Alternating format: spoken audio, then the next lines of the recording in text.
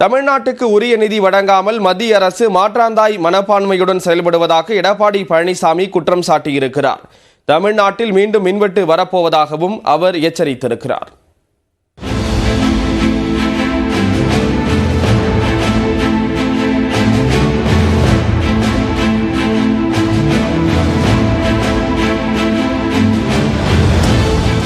ஆரணி தொகுதி அதிமுக வேட்பாளர் கஜேந்திரனுக்கு ஆதரவாக பரப்புரை மேற்கொண்ட கட்சியின் பொதுச் செயலாளர் எடப்பாடி பழனிசாமி, ஒற்றுமையில்லாத இந்தியா கூட்டணி வெற்றி பெறும் என மு.க. ஸ்டாலின் பகல் கனவு காண்பதாக விமர்சித்தார். இந்தியா கூட்டணி என்ற கட்சி ஆட்சிக்கு வருவது கேள்விக்குறி. ஏனென்றால் நாடாளுமன்ற தேர்தலில் போட்டியிடுகின்ற போது ஒரு ஒற்றுமையில்லாத கட்சி வெற்றி பெற்று வந்த பிறகு எப்படி ஒரு பிரதமரை தேர்ந்தெடுக்க முடியும்? முரண்பட்ட கொள்கை கொண்ட கட்சிகள் எல்லாம் ஒன்றாக இணைந்து ஆட்சி அமைப்பது நடக்குமா? மக்கள் எல்லாவற்றையும் சிந்தித்துக் கொண்டுதான் இருக்கிறார். ஸ்டாலின் அவர்களே, நீங்கள் காண்பது பகல் கனவாக இருக்கின்றது.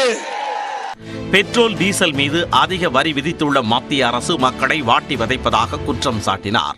இன்றைக்கு டீசல் விலை உயர்வினால் எல்லா விலைகளும் உயர்கிறது.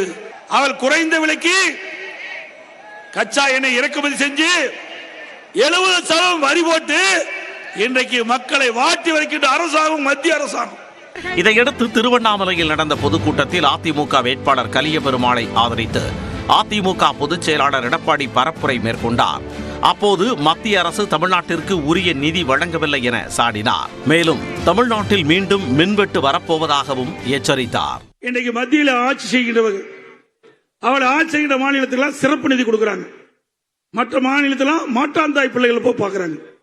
இன்றைக்கு இந்தியாவிலேயே ஜிஎஸ்டி வரி கட்டுகின்ற இரண்டாவது மாநிலம் தமிழ்நாடு.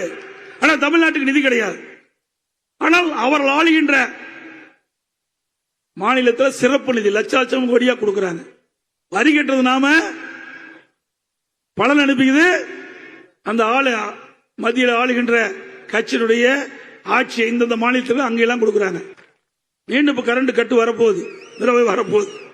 ஏன்னா பத்திரிகையெல்லாம் ஊடகத்தெல்லாம் பார்க்கிறான். இன்னைக்கு திமுக வந்தாவே கரண்ட் கட்டு வந்துடும் தானா. திமுகவுக்கும் கரண்ட்டுக்கு அவளுடைய தொடர்பு.